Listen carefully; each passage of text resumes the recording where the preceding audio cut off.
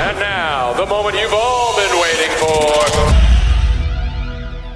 Lads, I don't know what film you were watching, but it wasn't the same film I saw. I'm all the man you need, Mark. Yeah, I was pretty shocked and appalled. So I'll bring it up, Ted. It wasn't a very good movie. I laughed at it more than I laughed at The Possession.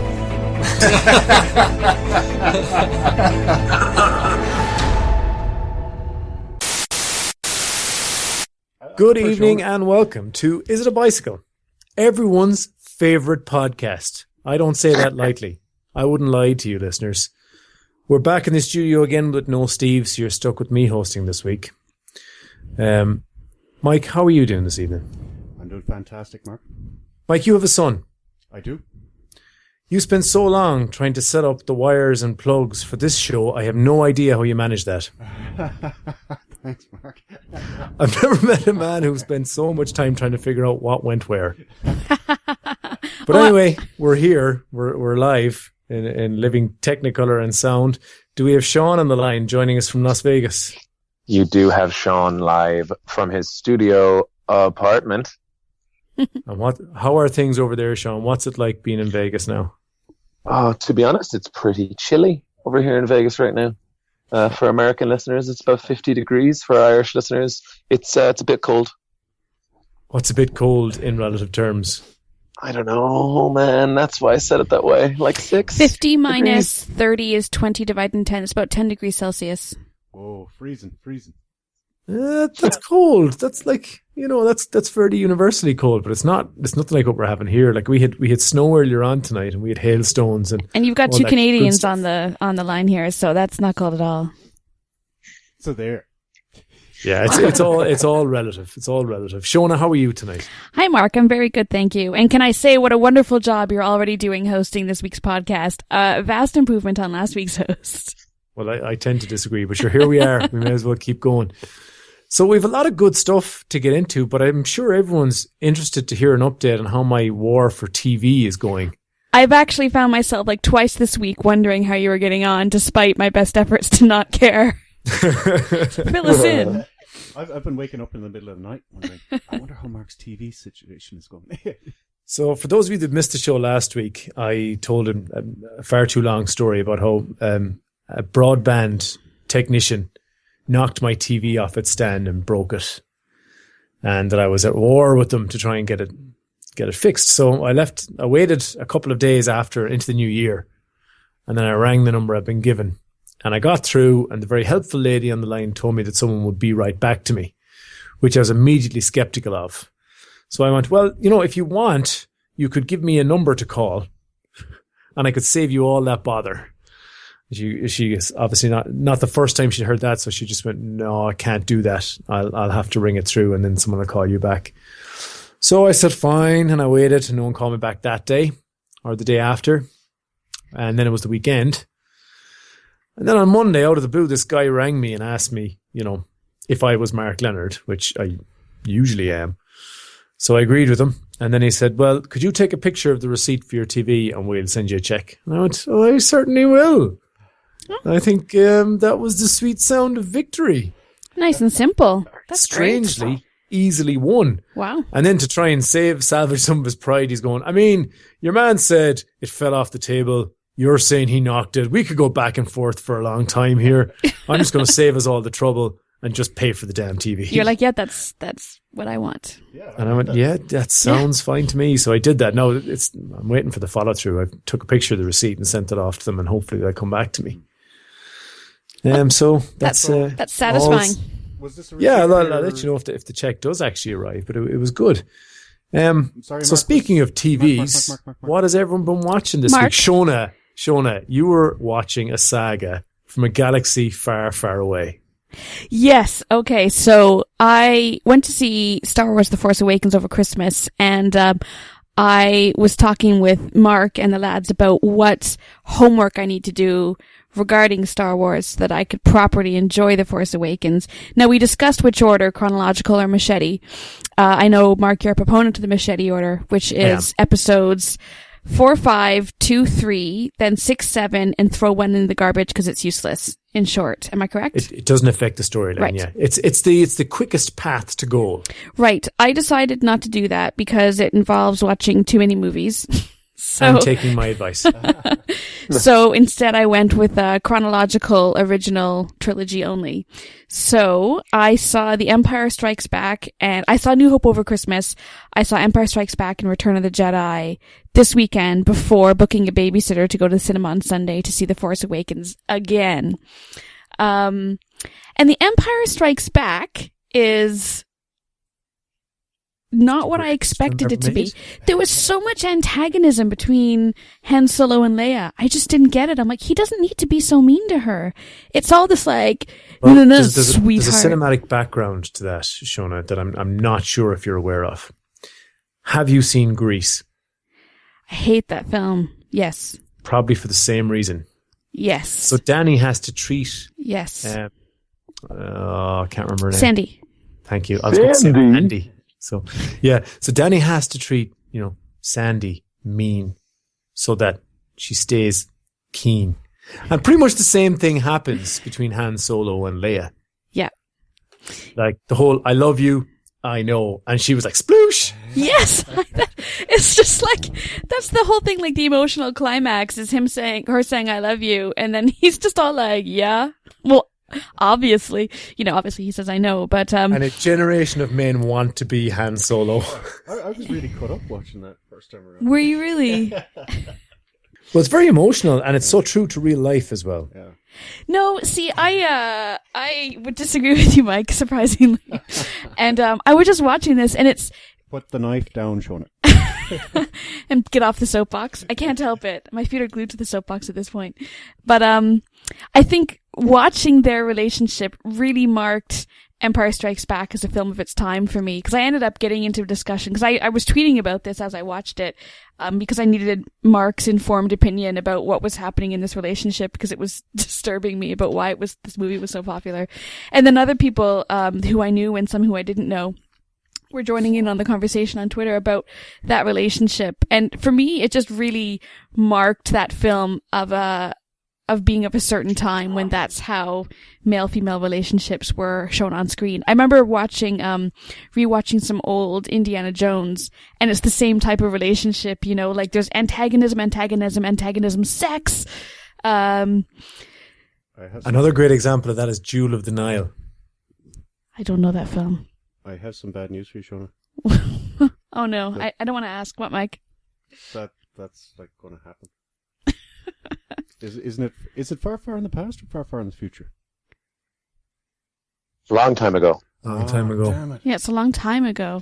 The beginning of the film. Yeah, no, but it doesn't matter because moved that story past it. is timeless and it just So repeats. anyway, so that relationship kind of put me off seeing Empire Strikes Back, but the other thing that stuck out to me was how directorial, I don't know what you'd call them. I suppose the way that films are directed has really changed, and the way that emotion is portrayed and the way that plot points are portrayed. I don't know if it's just because it's different, but to me it seems now that films are much more obvious about here's something important that you need to pay attention to. Whereas watching The Empire Strikes Back, the fight between Vader and Obi-Wan Kenobi, like it almost kind of happens as an aside, whereas in fact it's a fairly major plot point. And so there's things that happen that you almost, if you're not paying a lot of attention, you don't notice. Like there's not the cues that we get nowadays that this is important. And also the sound editing is terrible because there's half the lines I couldn't understand, people. By the time we get to Return of the Jedi, I liked it much more. I thought Han Solo and Leia chilled out a bit. I found, what's his name? Skywalker less annoying. And, I thought that his training with Yoda was some of my favorite of the whole trilogy. I thought that part was cool. And Yoda is obviously my favorite character. So yeah, I did my homework and then I went and saw Force Awakens again. I didn't cry because I cried enough, I think, watching it the first time. But yeah, I might be, I wouldn't stop talking about The Force Awakens, like the whole drive home and the days since. I'm like, and in this scene when this is happening, I think now that you watch it a second time, I noticed this, and did you pick up on this? I think that might mean this. So I think I might be hooked. Brilliant. And a geek is born. Yep. Mm-hmm. Congratulations. Welcome to the club. Well, the geek was already born, but I think the geek has added to her canon. You've expanded your remit now to include the Star Wars saga. So I have. I now have opinions on Star Wars. Yay. So, what is The Whisperer in Darkness 2011? This is created by the H.P. Lovecraft Historical Society. And these are a group who are obsessed with the work of H.P. Lovecraft, horror writer in the early 20th century. And someone who has been studiously ignored by the big screen makers of films, despite being a cult figure for probably 80 years. So the H.P. Lovecraft Society have made this movie. Well, it's 5 years old now, but it is of one of his most famous stories. And it was the first time I had a chance to watch it. And it was basically done in the style of a 1920s, 1930s kind of a movie. So it's black and white. The music, the sound editing, the way scenes are shot and everything. It's exactly as it would be had the movie been made way back then. Oh wow! And even the acting, it's like they're stage actors rather than your modern movie actors. Mm-hmm. So it was absolutely a work of love for this particular thing. So if you're into H.P. Lovecraft, I would strongly recommend getting your hands on this. There's a genre, isn't there, for Lovecraftian stuff? Eldritch horror? Yeah, and it's typically really badly done.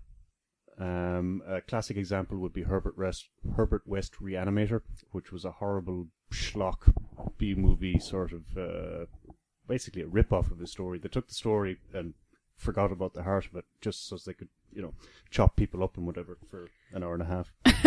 Well, you got to chop people up. Yeah, you do indeed. But this one, they went to the source, and you could see that they paid minute detail to make it good. So fair play to them, and I hope they make more in future. Who watched Quantico? We reviewed that a while back.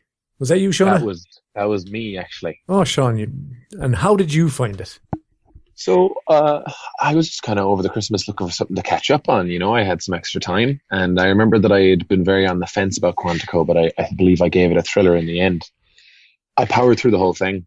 For those who don't know, Quantico follows two parallel storylines. One, or I guess temporarily removed storylines. One is about a bunch of new recruits at Quantico, and they all have secrets. And it's about them training to become FBI agents. And we see 9 months or a year in the future, they're all embroiled in this terrorist attack where one of them has framed the others. Someone at Quantico has framed Alex Parrish, the lead of the show, and she is on the run trying to clear her name. So I really like this show because it's plotted to the gills. So first of all, it's definitely both a soap opera and a thriller. I think in the same way that sometimes Grey's Anatomy can be, even though I never really, cottoned on to that show that much.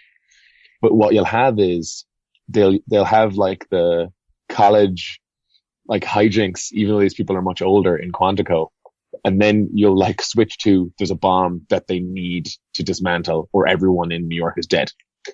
So they managed to put all this drama into stuff that is really important emotionally in one time period, and then weave that through as you try and figure out which one of these people is super, super evil and conniving. And the red herrings are pretty good for that as well. Also, everyone in it is absolutely beautiful. Yeah, that is one of the things that I liked about Quantico is that they take the best looking of actors and actresses. So it's crazy. They're superhuman. So if I get this right, if there's a bomb in New York, the FBI is going to send a bunch of pretty people with about 6 months experience to deal with it. Is that it? No, Yes. Mike. No, actually. Exactly they're right. They're fully trained agents. There are terrorists trying to frame them for doing bomby things, which is why the bombs usually end up either wired to their faces or left in places where they are. We've talked about this a good bit this year. I complained about it quite a lot on How to Get Away with Murder, is that the stars of these shows where they have the special skill, whether it's a lawyer drama or a medical drama or whatever, they emerge from college already able to do the job really well, which is not real life. And Quantico was another one of those. They were all pretty much secret agents before they ever went to school to learn to be secret agents. But So I actually believe that they did a really good job with the background for why that is. So first of all, one of them is actually has been a secret agent for years and is undercover pretending to be a student. So that one's taken care of. Another guy is actually pretending. Everything about his character that we learn in the pilot and for the first few episodes turns out as a facade that he's constructed because his background is actually super intense and he doesn't want to be the person he used to be when he was in Israel as a translator / interrogator. So and then there's one girl who's just a sharpshooter because she competed in the Olympics for that, so they do a good job. They basically just go to the best, to the best, to the best, to the best, So I think it's actually doing a pretty good job of that. And there was a great, a recurring guest star in the show is, what's his name? He played Eddie Thawne in season 1 of The Flash. And he played an analyst. He quit his job as a lawyer to become an analyst. So he's this gay analyst who just can't get his fixation off this one kid who he thinks is lying about a lot of things. But also he kind of has the hots for him. So it's what's going to happen? Why am I so invested? Oh my God, I am. Sounds like you really enjoyed it, Shaun. Anyway, it's from hearing you talk about it, I kind of want to dip back into it. Sean's got good powers that way. Every time he likes something, he talks about it in a way that I'm like, oh, I've got to watch that. Yeah, I kind of want to go back to that show now. I didn't have enough room for another Grey's Anatomy type show in my list at the time, but it sounds like that it's added a lot of layers that you maybe don't get in other shows. Sounds like a devious manipulation of your emotions to me. So I jump back into Marvel's Jessica Jones. Me too. I was watching more of it today. Great show. So good. It just gets better and better. Yeah. The themes of control, I guess, and people doing stuff. I continue to be impressed by Jessica Jones's strength and yet vulnerability. Yeah. Well, that's still there, but just the whole Tennant. Is it Tennant? David Tennant as Kilgrave, yeah. Yeah, he's brilliant. Yeah. Love him. Best actor in the whole thing. Yeah, the more he comes into it, actually, the better it gets. And it was good anyway, so it only helps. Mm-hmm. But I think it's probably about time that we started to talk about some news.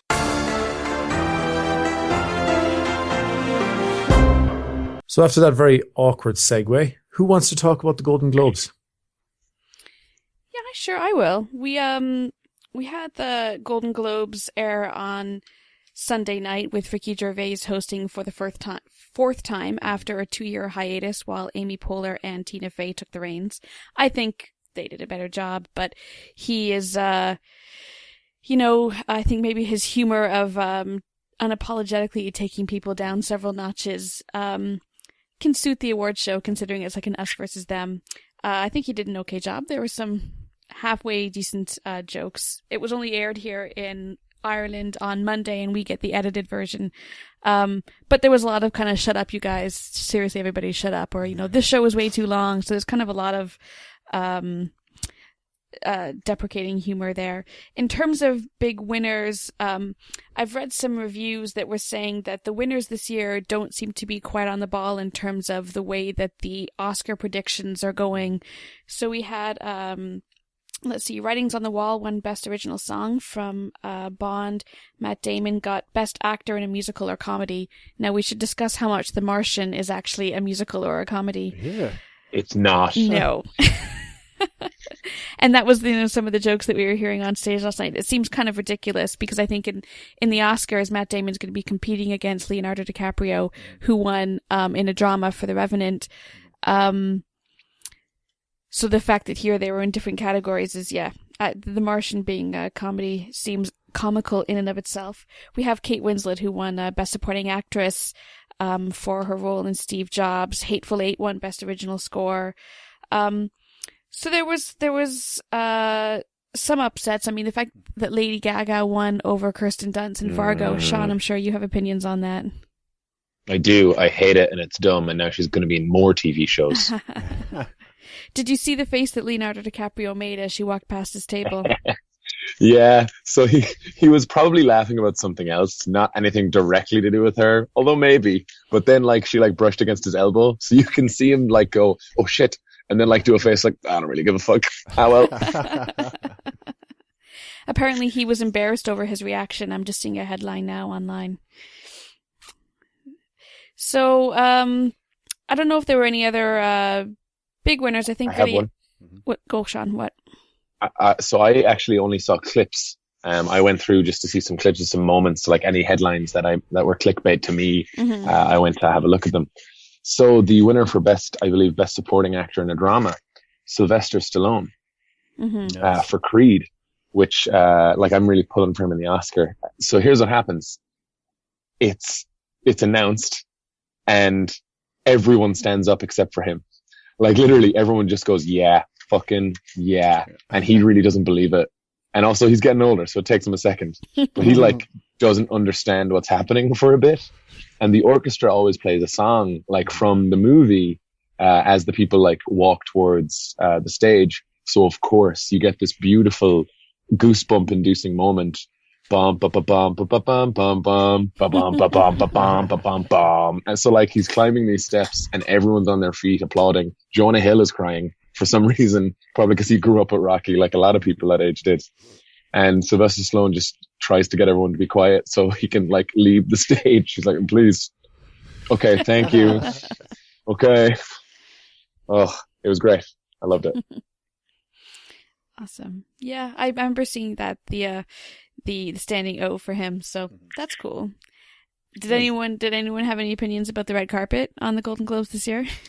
Kirsten Dunst's dress was amazing. Whose? Kirsten Dunst had an amazing dress. She had a lot of boobs in that dress. Is that what you liked about her dress? Well, first of all, yes. Googling. And second of all, I liked the way that there was little cheeky, like, slitty things on the left and right of her, like, belly. I thought those were like, nice. It was an interesting dress. I think the men have been taking the red carpet the past few years. Eddie Redmayne last year stood out, and this year it was, what was his name? Owello had an amazing kind of purple suit, and Eddie Redmayne again had I think it was, were they black pants with a navy coat that had little bees on them. So I think the men are doing pretty well on the red carpet. I have to say they're the ones that are standing out. Now, Mike, I have to say the tuxedo that you've chosen to wear for tonight's recording is fairly stellar. I wouldn't have thought bright yellow would be your thing, but I think that the bright magenta Hawaiian flower print really brings out your lipstick. I spent hours trying to pick which one, but I'm glad you approved of that one. Don't think that we don't notice. You make such an effort. Makes me feel bad about wearing my pajamas tonight, but You're really letting the side down, yeah. Listen, dress for the job you want. I'd like to sleep more. So, Mark, that's it for the Golden Globes 2016 coverage. So, in other news, Force Awakens has passed 800 million worldwide. It's at 812. And I have a very funny statistic for you. It opened in China, and Disney is reporting this as the largest Saturday-Sunday opening of all time in the country.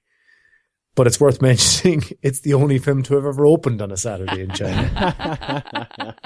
So needless to say, it's the biggest Saturday opening of all time. Nicely spun, Disney. So globally, Star Wars is now the third highest grossing worldwide release of all time with over 1.73 billion. So it's the seventh highest grossing release behind Avengers Age of Ultron on international numbers alone, taking out domestic box office. So it's looking at becoming the third film to ever cross the 2 billion worldwide. So it seems to still have legs. It was number one internationally for the fourth week in a row, so it seems to be holding strong.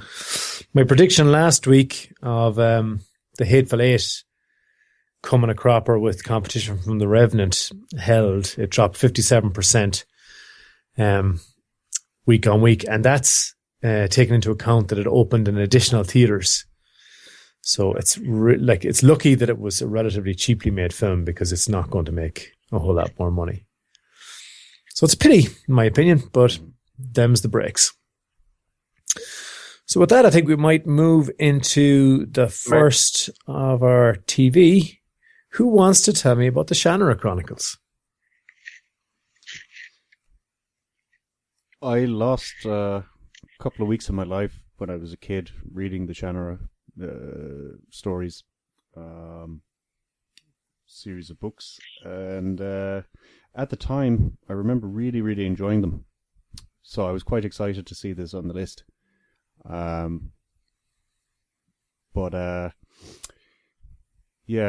It's basically telling the story of some elves 300 years after a massive race war, and they live on a foresty kind of a place that has a big red tree, and there's a very special tree because this tree is like a plug stopper for all the demons in the world. So if this tree dries, basically you're up shit creek. And there's a special elite team of elves tasked with keeping this tree alive. So the program charts... they have the weirdest test, by the way, for becoming a special elite force elf. Isn't that the stupidest fucking elite test? Oh, it's so stupid. Like, to become a Navy SEAL gardener, you have to run through a forest blindfolded, because presumably the trees will tell you which way to go. Blindfolded and hands tied. Yeah. That really, separates the wheat from the chaff. It sounds a bit like something Shaun would have gotten up to last night, but anyway. Okay, easy. So, please, what did you think? I won't tell did it live anybody. up to the books? No, it was terrible compared to the books. For a start, they're not really following the book order. They're just kind of picking and choosing what bits they want. This is mostly coming from book 2, I think, and they're adding in here and there. What particularly irked me about this was the sheer volume of CGI. From the very first scene, it just looks like Avatar, and I was like, oh no. The highest grossing film of all time. Yeah. Yeah, one of my personal pet hates is Avatar. It's just you, though. Just me, yeah. Strangely. Yeah. And then they go all Quantico on it with, incredibly good-looking people in every role possible. Except I won't hear you say anything bad about good-looking people, Mike. Except for Grandad Head Elf. They made him look like somebody who wasn't, Gimli. Yeah, Gimli. Gimli, John Rice Davies. Yeah, although in fairness, he's probably the best looking dwarf that I've ever seen, so fair play to him. They've kind of rehashed this into the winning formula of, young girl can hang with the boys, do everything, and, just like Twilight and Mockingjay, there might be more than one love interest.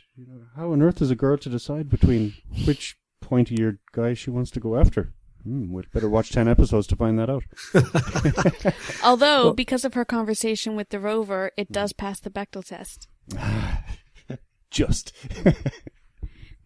Well, that's good. I'm glad to see that trend reversing. Yeah. So, as Mike was commenting on how ridiculous he thinks it is that girls can do stuff, Shona, what did you think? So I didn't know this was a book series at all. So I came to this show with no preconceived notions about what I expected. I didn't even know what this show was about, and it became kind of very obvious to me that there was two very different sides of this show. One is kind of like the young MTV generation, good-looking people with pointy ears who look like they belong in like a Miley Cyrus video, and the other half is like taken from Lord of the Rings. They're, the faces have character to them. There's kind of gritty and bloody and scary, and might fit into the Tolkien universe. And so those are the two elements for me that just jarred because they didn't seem to mesh very well into the same TV show.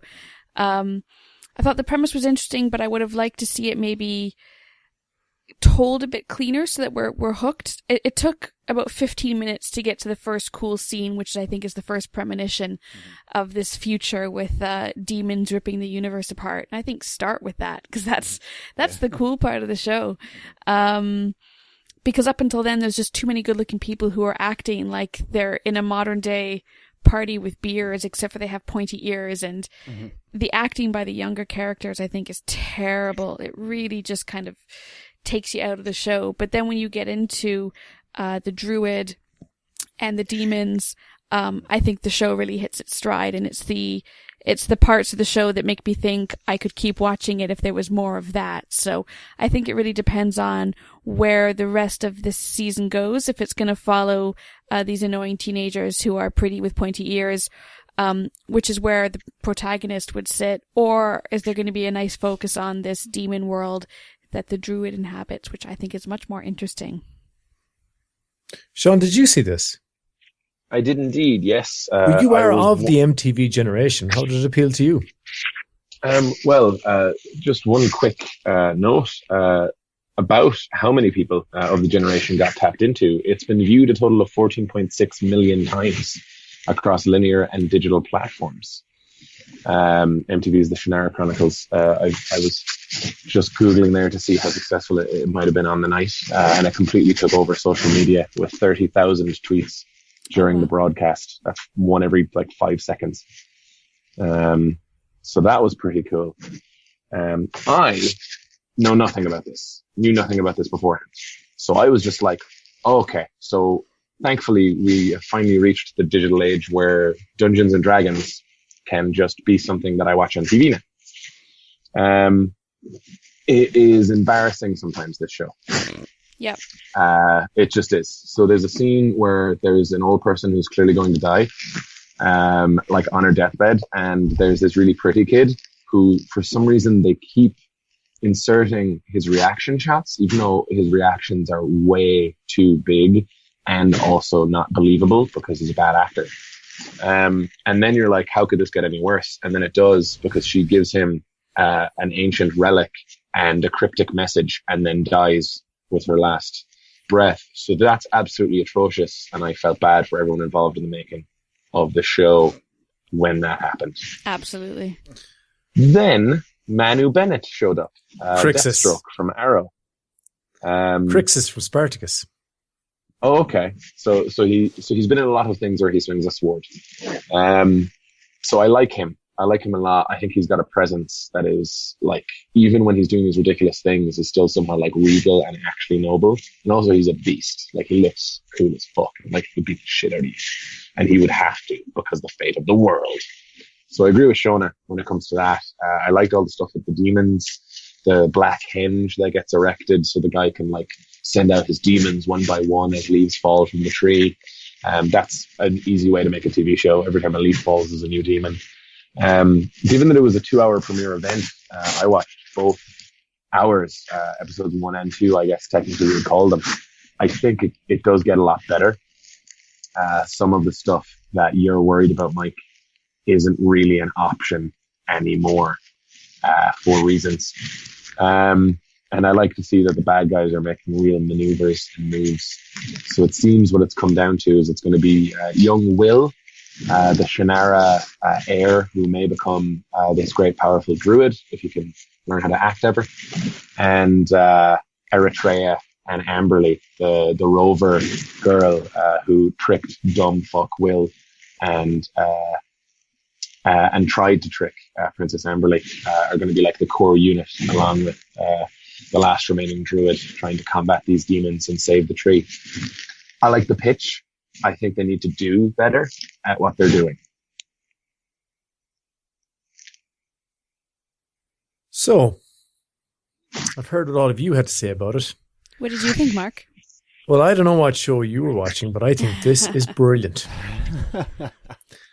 So, strangely, but maybe speaking to the times in which we live, I knew that this was a book series, and I'd been aware of it for a long time, but I never got around to reading it. But when I started doing long commutes between Galway and Donegal, I listened to the first book on audiobook. So that was my first exposure to the world of Shannara, which I quite enjoyed. It was very well read, and it is a good story. And I was delighted to see it made into a TV show, and I think they did a really good job. Now, I was a little bit worried at the start for some of the reasons that you guys have already mentioned, that there was a lack of substance to a lot of what was happening. And then Crixus showed up, straight out of Spartacus, Blood and Sand, and he had like, he was so cool in Spartacus when he had a regular sword. Now he has a magic one. It's not a lightsaber, but it works a bit like the same way. So class. So I was hooked just for that sword alone. But I think what they're doing with the demons and the way that they're kind of diving into the darkest times really quickly works for it. So I watched the 2-hour premiere and the following episode as well, because I just couldn't get enough of this stuff. And well, see, it helps at times that I'm not as smart as the rest of you, because a lot of the glaring faults just passed completely over my head, because I was like, take out the sword, man. Take out the sword. And I just enjoyed it. I can't wait to watch more of this. And it's gone straight onto my must-watch TV, and I'm waiting now for the next episode to drop. So basically, we all agree. So, Mike, I'll start with you. Thriller or filler? I can't get over the CGI and the shitty acting. It's filler for me. Well, there are good reasons, I suppose. Shona, what did you think? Yeah, I can't get over the bad acting either. It's definitely gonna, I think, overshadow any of the redeeming qualities of the show. So this is filler for me. But you got that he had a sword that's just like a hilt, and then it becomes a full-length sword. Yeah, and if he was going to be the show's protagonist, I'd watch it. But I don't think we're going to see enough of the druid. We're going to have to watch like stupid, pretty people overacting. I hate when you give out about pretty people. They're all my friends. Shaun. I actually thought it was really pretty. Didn't have a problem with the CGI at all. Fortunately, it's a bad show, so I won't be watching it. So that's filler from Shaun as well. So it looks like Shannara is not getting an awful lot of love on this podcast. What about you, Mark? Thriller or filler? Oh, sorry, it's thriller. Thriller for me. Thanks for keeping me straight, Shona. We needed somebody to speak up for the show. Yeah, no, it's thriller for me. I think it's possibly the next Game of Thrones. What? You're crazy. You just lost any cred that you had gotten on this show. I had cred, briefly. So, next up, we're going to go into the movies. Somebody watched Moby Dick. In the Heart of the Sea, which is based on the story that Moby Dick is based on, follows the writer of Moby Dick in one storyline as he tries to get the story of what happened to this whaling ship. And of course, then we see the story of what happened to this whaling ship. It stars Chris Hemsworth and what is his name? Noah Butterfield, the kid who's the new Spider-Man, as well as some other people. So yeah, a whale attacks a whaling ship.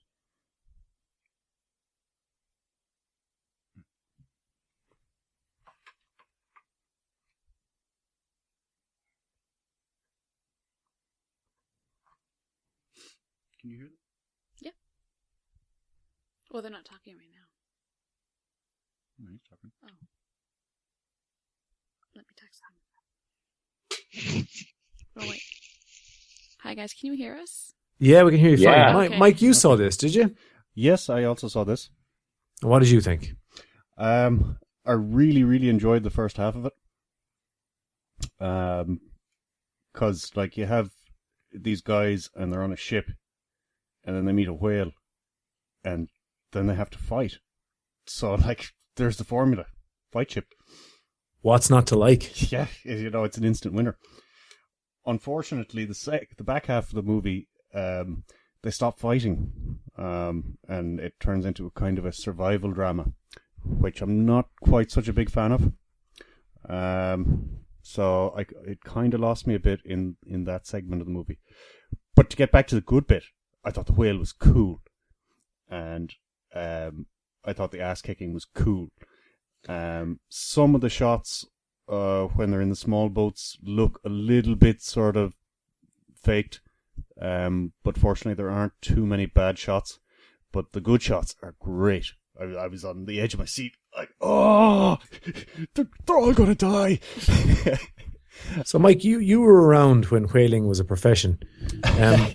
Served 3 years before the mast. I did. there was plenty of CGI used in this. Obviously, how realistic did it look? As I said, there's parts that are a bit gammy, right? But there are some bloody good shots in it. What about the whale? The whale is cool. Some people might give out about it. I say fuck them. I think it's a cool whale. And if ever I wanted to be killed at sea by a large mammal that is protected, I'd want to be killed by that whale. Like. That or, like a sea lion. Yeah. Maybe a giant sea lion. Hopefully with octopus legs. Yeah, and rabies. Sea like to pussies. Guys, out of curiosity, comparing this to the other sea film that was big lately, Life of Pi, obviously very different visual styles, I assume. Totally different, yeah. Yes. This one, I suppose, doesn't really go for the out there imaginary kind of a thing that Life of Pi did. I think Life of Pi was probably a better movie. Just because it kept the consistency right through. Right. Whereas this is very uneven. I mean, looking at it kind of objectively, it's an awful simple story. You put two guys on a boat that have a little conflict. Then there's an external threat, so they might have to make an arrangement with each other. And then, what's going to happen at the end? Will they be friends? Will they be enemies? Can we resolve this? It's tense stuff. Sounds like it has it all. Is it as good a retelling of the Moby Dick story as Star Trek First Contact?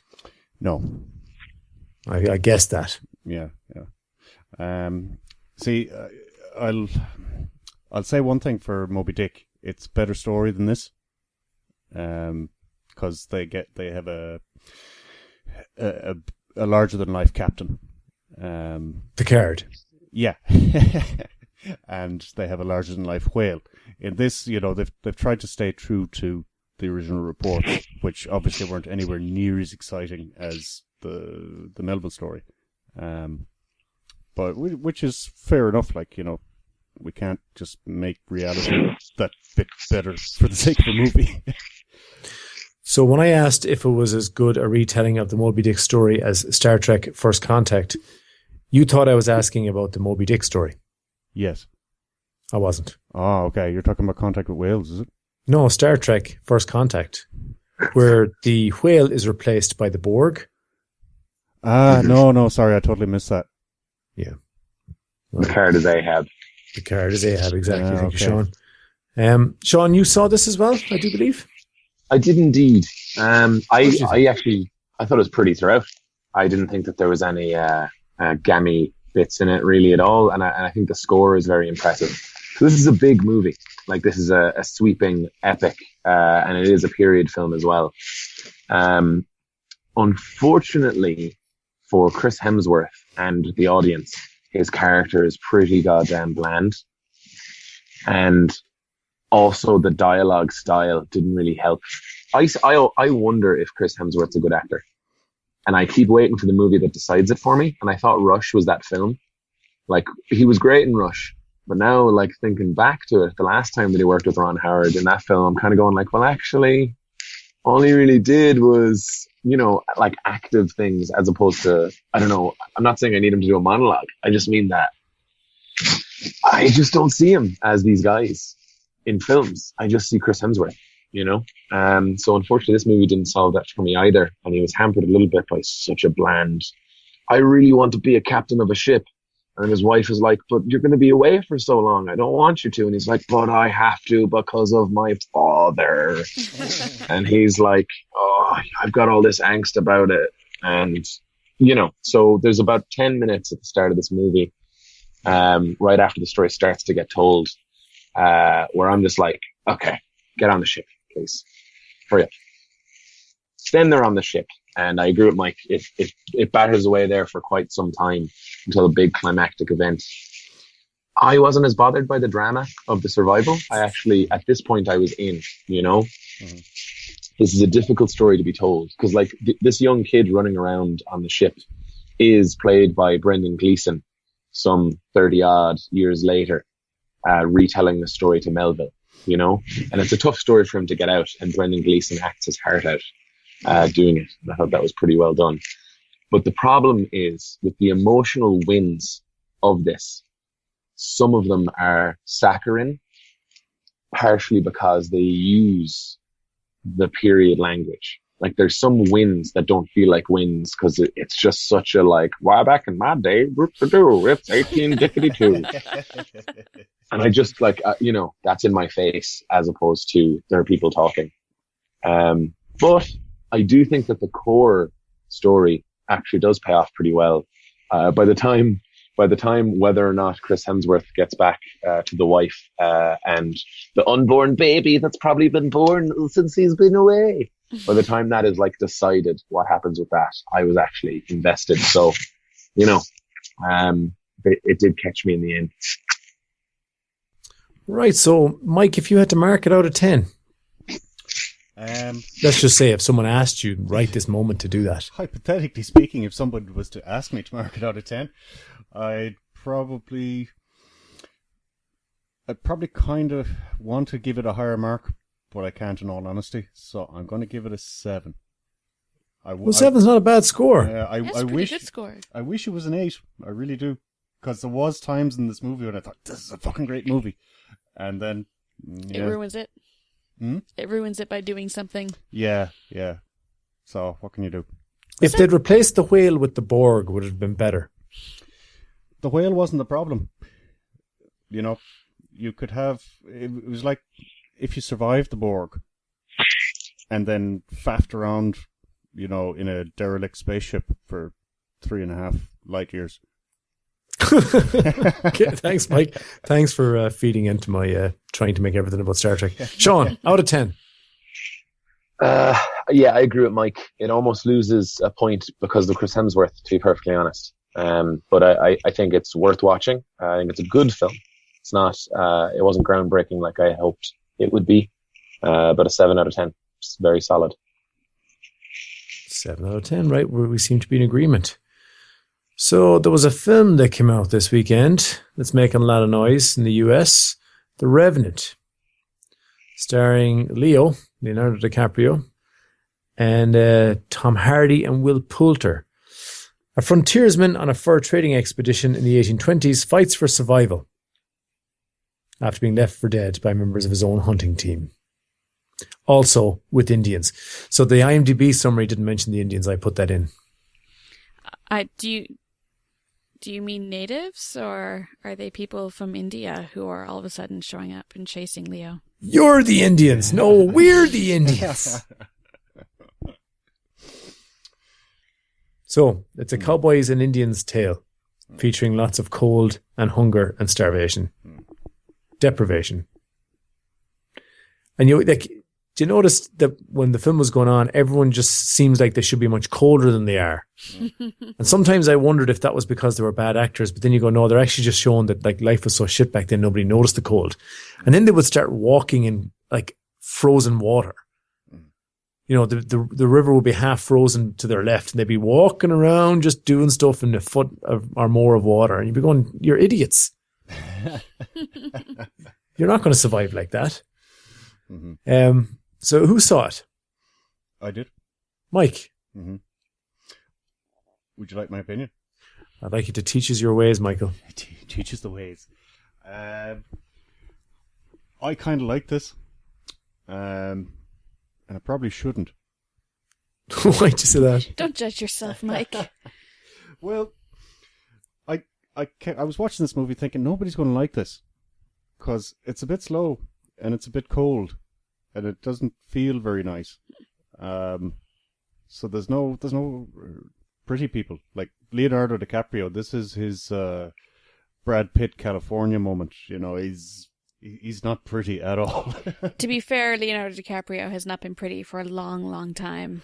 Oh, that's harsh. Wow. Come on. Are you kidding me? He's gotten like fat and bloated. It's not like you're talking Basketball Diaries, maybe Titanic, since he was pretty. Oh, man. Wow. I complete disagree by me and the rest of the world. Just going to throw that out there, Poor Shona. Leo just can't get a break from Shona. But You're you know harsh. what I will You're a say? really harsh, bad person. What I will say is that Brad Pitt had a moment of prettiness last night. It was just like he's back to being pretty. I was so happy to see that. Brad's always pretty. It's his fault that everybody has to have abs. He has also left the pretty circle and gone for like respectful as of late. Mm-hmm. He's always wearing those like Hollywood glasses that have weird tints on them, and his hair is bad and his clothes are baggy. But last night he was back to like Mr. Black levels of hot. Sorry, continue your discussion on The Revenant. So yeah, those were the reasons I thought people aren't going to like this, because it starts out with a battle, but it's a grubby, grimy battle. It's not like a in-your-face, let's get excited battle. It's really kind of, ew, I don't like the look of this. People are getting hurt, fuck's sake.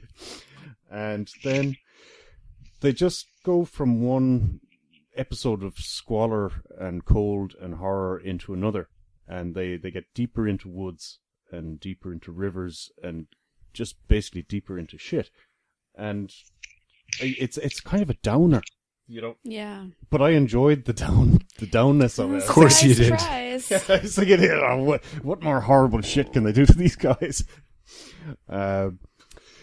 Actually, Shaun mentioned the accents or the pronunciation in Hateful Eight.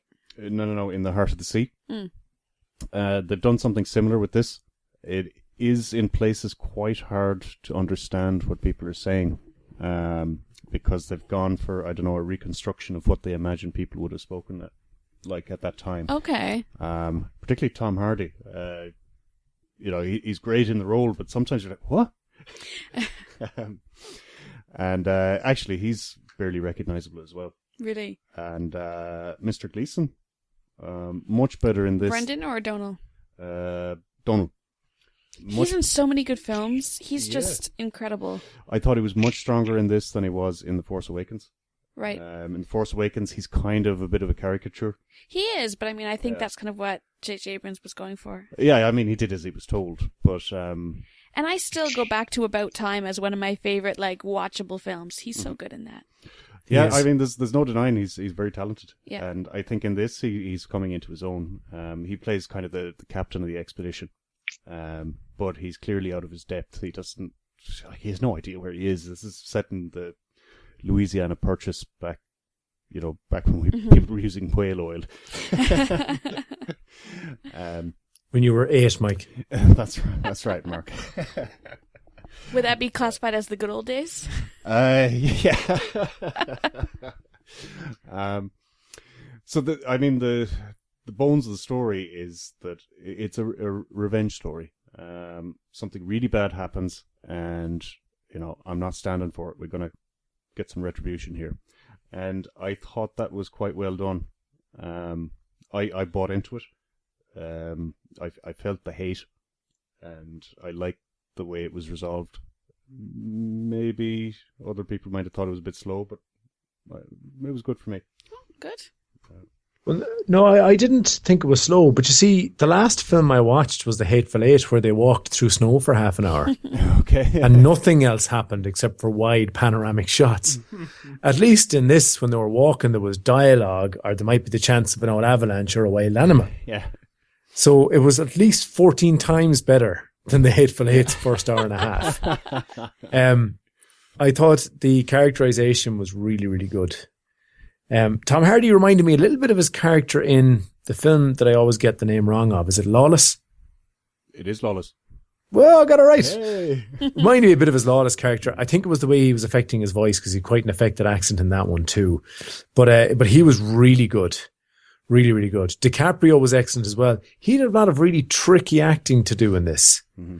And I thought he did it really well. There's a couple of times when he couldn't actually verbalize, but he had to show a lot of emotion. And I thought he really did that well. Yeah, Mark, I really need you to tell me about Leo's acting in this film, because he won a Golden Globe for it. I think he's kind of been Oscar baiting with every film he's ever done with Scorsese. And there's talk that this could be his year. I actually heard one Oscar voter person saying that they voted for Leo because they felt like if they didn't give it to him, he was just going to lose his mind because he's been trying so hard to get an Oscar. I hear the performance is good, but all I see in the trailer is a man running through snow looking desperate. So you're going to have to tell me what was so good about his performance, guys. No, the performance was really, really good. So the character carries a lot of emotional baggage into the story. Because of this terrible thing that Mike's talking about? Oh no, even to start with. Well, it's added to during the film. Okay. And I think he portrays that really well.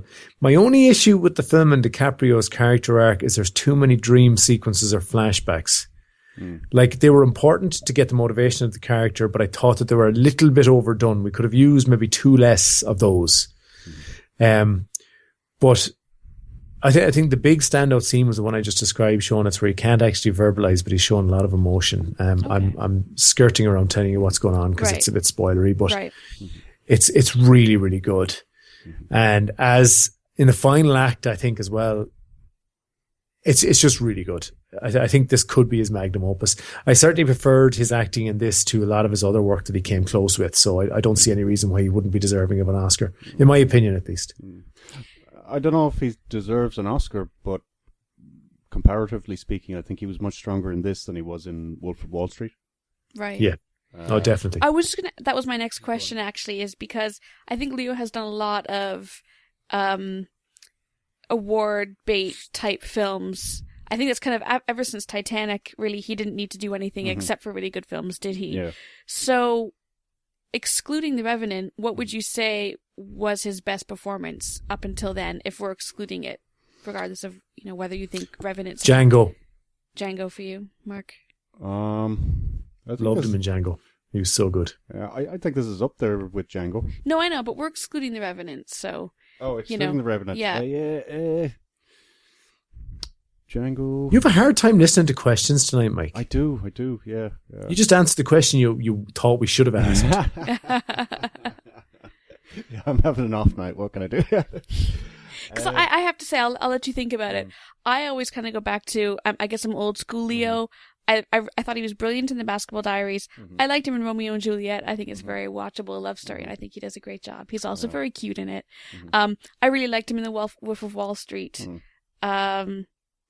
Actually, I thought of the one I like him best in is it Shutter Island? Shutter Island, yeah. Yeah, I thought he was brilliant in that. Yeah. He's always amazing. Blood Diamond as well. He was pretty spot on in Blood Diamond. Yeah. He's done a lot of good stuff. And The Departed. Yeah, I didn't like him in Departed, I know I'm in the minority for that. But I just... I don't think maybe the character wasn't deep enough the way he played it. Has he given any bad performances in recent mind?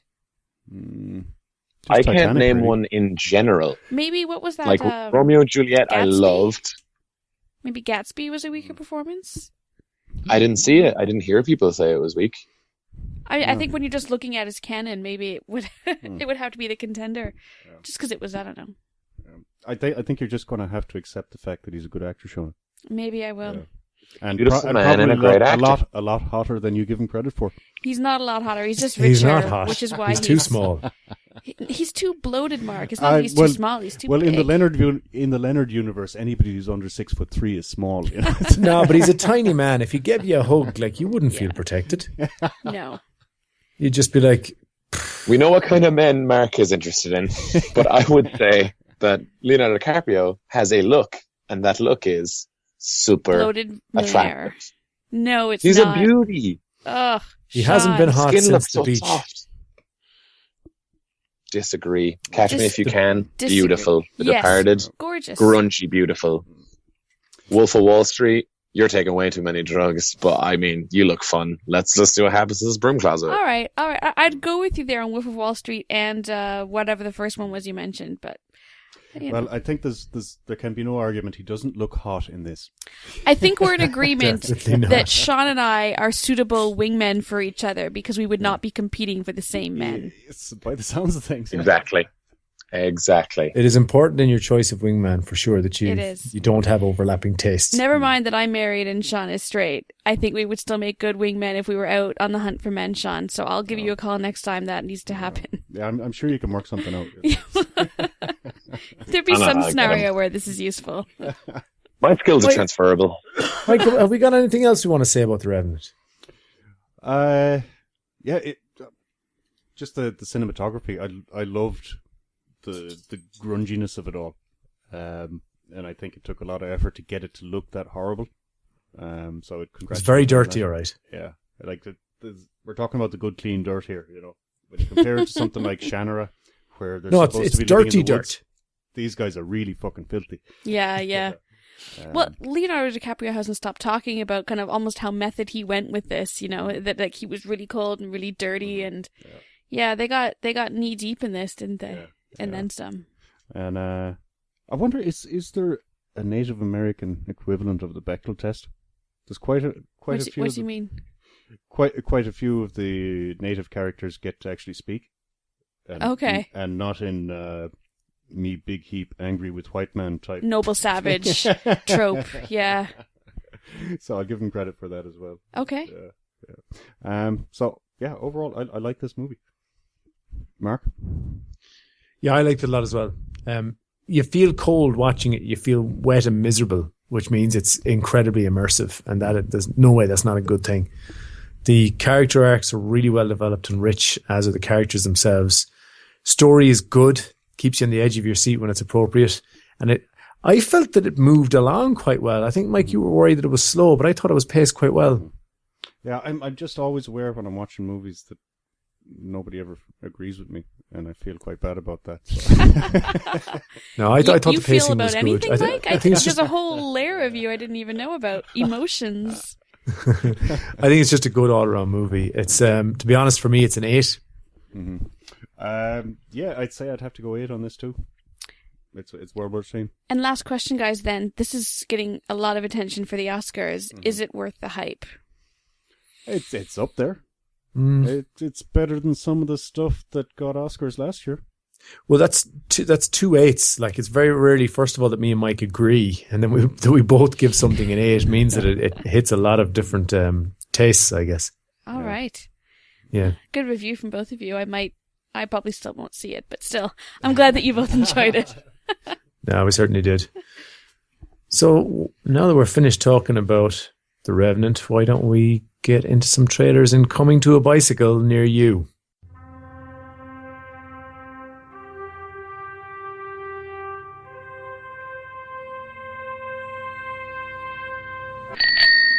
So the first one we want to talk about is season 4 of House of Cards. Who put this one on? Yeah, that was me, Mark. I've seen a lot of coverage this week about The Leader You Deserve, which is the name of the trailer that's come out for season 4 of House of Cards. It's done really well because it's done kind of amidst the political landscape in America of election season coming in, and it's Frank Underwood as the president giving a presidential speech talking about how America is getting the leader that they deserve in him.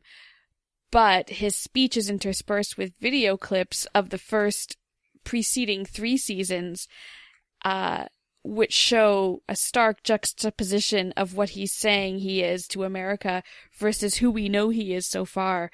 So it looks like season 4 is going to get dark and maybe start to talk about some of I wonder if it'll go into kind of some of his past discretions will be brought to light. Is America going to see the real Frank Underwood? The trailer's kind of hinting that might be coming back to haunt him. Well, I watched the first episode of this when we reviewed it on Is It a Bicycle, and always wanted to go back to it, but never found the time. But that was when I didn't know how much sex there is in it. Now I think I have to start over again at season 1 and just get it up on my Netflix and go. Oh, it's so good, Mark. I think it's like one of my favorite all-time shows. But is there sex in every episode, though? No. Because that was one thing Spartacus gave us. Mm-hmm. Yeah, this isn't like a TNA show, so you're not going to get it in every episode. That trailer was very misleading. He hit sex approximately every 4.5 seconds in that trailer. Well, it's the best bits of the first 3 seasons, so... I have to watch 3 seasons to see that sex, and that's all the sex there is? I think the sex that you saw in the trailer was from season 1, so, have at it. I might just watch Spartacus again. So what I liked about this trailer is, like, season 1 of House of Cards is a look at this engaging, driven guy, and you can't believe how far he actually goes. Season 2 is a horror story about this horrible person and how his charisma is potentially actually going to allow him to claim the highest office in the land. Season 3 is a mess, where I find it pretty boring, but I guess the character arc is that he's a compromiser and a coward. So I'm really hoping that this show's fourth season will, taking what the trailer showed us, actually allow him to go back and just do this fucked up stuff and get shit accomplished. I don't want any quibbling. I don't want any boring romances that don't go anywhere. And to be honest, I don't really want to give him an adversary that he can't go out and actually fucking murder. So I would like it if the show can go back to being fun and horrifying and charming instead of kind of boring. I agree. That's so spot on, Shaun. All of that I would just say yes to. He's at his best when you're wondering, is he actually as depraved as I think he is? And then he's even worse. That's definitely when the show's at its strongest. And we departed from that in season 3. So is there a machete option for House of Cards for those of us who haven't watched it all? Good question, Mike. Watch season 1 and watch season 2. Right. If you needed to skip something, you could skip season 3. Right. I could fill you in on that in like 2 sentences. Okay. Cool. There's probably about 4 episodes of season 3 that would get all of the storylines of season 3 covered. Okay. Like literally, they go to Russia once. That's important. Yeah. That's like a third of the plot of the show. Is there like a machete list of when the sex happens? Mark, for fuck's sake. Well, like On Mr. Skin, you can find when the sex happens in any movie or TV show, and you can fast forward to the exact timestamp that they give you there. Well, I don't want to miss the story. You know? Well, Like, I presume somebody is... I don't know how to help you then, Mark. I think you're just going to have to watch the show. I presume at some point, you know, Kevin Spacey is like, you know, in detention, and the really hot teacher thinks that he needs to be taught that he's a bad boy or something like that. All right, this trailer review is descending quickly. Can we move on? Then there'll be another one where Kevin Spacey is a plumber. Stop it. Jesus, Mark. You're somehow outdoing Mike in terms of people we need to shut up on this podcast. Elvis and Nixon is a trailer we looked at this week. Did Elvis and Nixon have a picture taken together? Is that true? yes. Is it the most requested picture ever? I don't know. I find that hard to believe. So that's what we see in this trailer. It opens up with this picture of Nixon and Elvis, and it says that it's the most requested information. Is it from the FBI or CIA or I don't know. It's the most requested something. And this is a movie that tells the story of how this picture came to be. Right. So, And it's a comedy, and it doesn't seem to be truthful. No. It seems to focus on... Now, did I get this? Did I misunderstand the trailer? Or is it not in fact Elvis in the picture, but they're saying it's an Elvis impersonator who is going in as a spy? No, I thought it was actually Elvis. Oh. Then, Was I wrong? Maybe I'm... No, I thought it was actually Elvis. It was. And I don't know if he's actually going to go on any mission, though. They might just like be giving him something fake to do. So the trailer maybe is not wholly clear on what the movie's about. Yeah, there but it is looks like good Elvis crack. and there is Nixon. So Nixon is played by Kevin Spacey in this. He doesn't seem to have a lot of sex. Yeah, he's less Frank Underwood and more Nixon. Still presidential though. Mistake, I think. I like him better as a Frank Underwood. I think Elvis had a lot of sex. You're right. There's hope for this film yet. Would you watch it based on this trailer? I'd watch No. anything with Elvis in it. Would you? Oh, yeah. Are you an Elvis fan? He's a fucking king. Jesus Christ. What's wrong with you? I actually watched, there was a memorial thing for him on TV the other day. And it was just the sheer persona that could let you go out on stage in front of real people wearing a cape. Even Mark Leonard would shy away. It's from hard that. to argue with that, Mike. That is ironclad logic. Do you know capes are having a moment in fashion? Should I wear one over here next week and am I going to get more respect from you? You never know. Stranger things have happened. Definitely. I think you should, Shona, regardless of respect or not. Yeah. I'll take that under. Just stop looking in the windows at night, okay? Well, that part I can't help. So what about Daredevil Season 2, Shona? So yeah, Netflix has put out its trailer for season 2 after the runaway success of season 1. Daredevil, I think, was one of my favorite shows. It wasn't a 2015 show, though, was it? No, it was 2014, I think. Anyways, it was hella good whenever it came out, and so we have season 2. The beginning part of the trailer mostly is recapping what was in season 1, but then towards the end of the trailer, we see some hints of what's to come. Shaun, I think you were telling me something about that. Yeah. So a big complaint with trailers nowadays for me is that they just tell you all of the shit that's going to happen. Usually we talk about this in terms of comedies, and we're worried that they put the best jokes in the trailer. This has no new footage, so it can't possibly spoil anything. So what they do is they show you these, they look like paintings, like Sistine Chapel style, on the walls of a church, of big moments from Daredevil season 1, which came out on April 10th, 2015. And you like see the core character moments, the big shit that happened that changed people in the show, for Karen Page, for Foggy, for Matt, for all their interrelationships. You see some beautiful images just that the show managed to make. And then it starts to pull back and you see all of these images as a tapestry, and you're hearing noises from these episodes as well. And you're being reminded of the core themes, and we presume these themes will continue. We see some shit where we go, hold on, actually that could come back to bite X person in the ass. Or I wonder if they're going to do kisses. What's going on there? And then without even realizing it, you see that this tapestry has shadow, and the shadow forms a skull, the classic logo of the Punisher, a character that everyone's very excited who's going to show up. So you have just enough time to register that before all of the windows get shot the fuck out by an automatic rifle or something. It sounds super ridiculous. And to me, all I need to know about the show is things are difficult and precarious. Here is the hero that we are left with. This was his origin that we got to see. Now everything's going to get shot to shit. You know, if the Punisher is in it, I might even watch this. Did you not watch season 1? Dude. No. Oh, no. it's so good. It was very good, Mike. Such you made a good mistake show. there. Yeah. Big mistake. It was the whole superhero thing, but I can identify with He's the Punisher. barely a superhero. Yeah. See, the Punisher, that's a proper hero. Okay. Punisher is a sociopath. Who has no powers at all. Oh, Mike. I'm sold.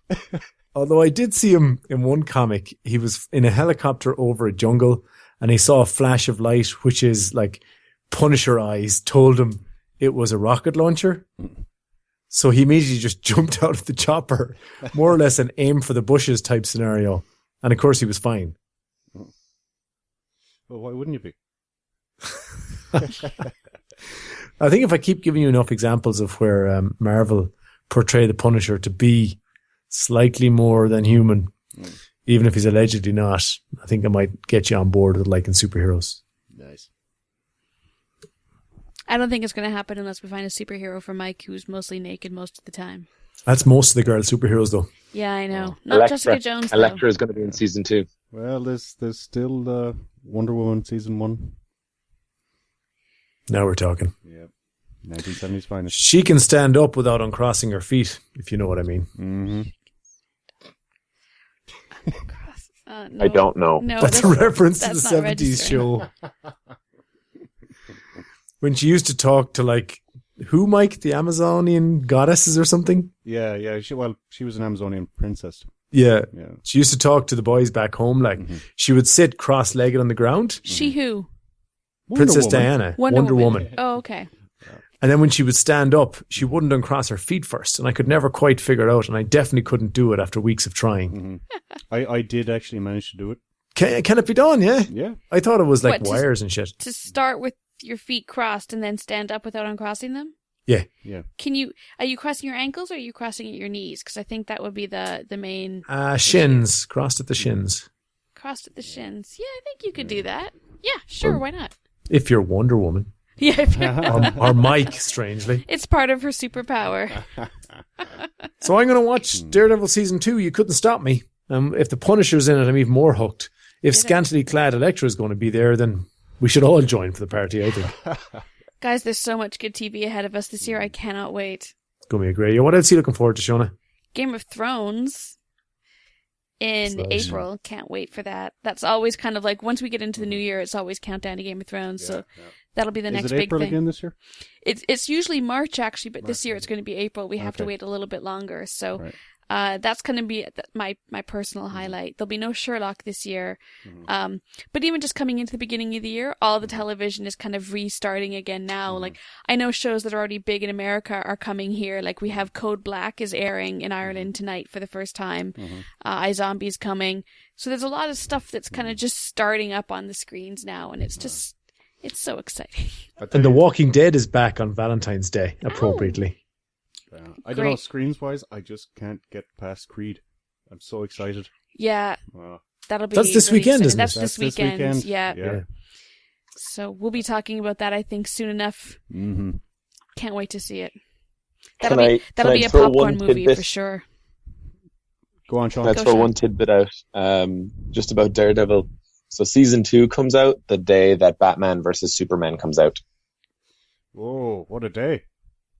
Yeah, I think that they very much planned it so that, like, all of the marketing for Batman versus Superman: Dawn of Justice will also remind people, oh, you know, I think that's also, geez, I better go on Netflix. I'm pretty sure Marvel have a TV show out that I should probably check. Batman versus Superman versus Daredevil. There you go. Dawn of Blind Justice. Justice is blind. The justice cocktail that we all need. So it looks like that's it for another episode here at the Is It a Bicycle studio. So from Mike, Shona, Shaun, and Mark, stay classy. Nice.